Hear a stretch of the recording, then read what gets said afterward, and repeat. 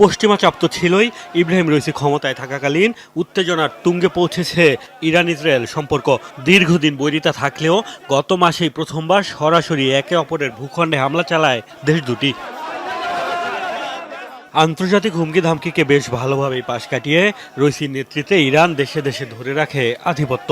Iraq, Syria, Lebanon সহ মধ্যপ্রাচ্যের বিভিন্ন দেশে যে প্রক্সি গ্রুপ রয়েছে তেহরানের, বর্তমান সরকারের আমলে সেগুলো আরও শক্তিশালী হয়েছে। সম্প্রতি ইসরায়েলকে বেশ চাপেই ফেলেছে হুথি হিজবুল্লাহ। পাশাপাশি আন্তর্জাতিক কূটনীতিতে মুনশিয়ানা দেখিয়েছেন রইসির মন্ত্রিসভার গুরুত্বপূর্ণ চরিত্র হয়ে ওঠা পররাষ্ট্রমন্ত্রী হোসেন আমির আবদুল্লাহিয়ান।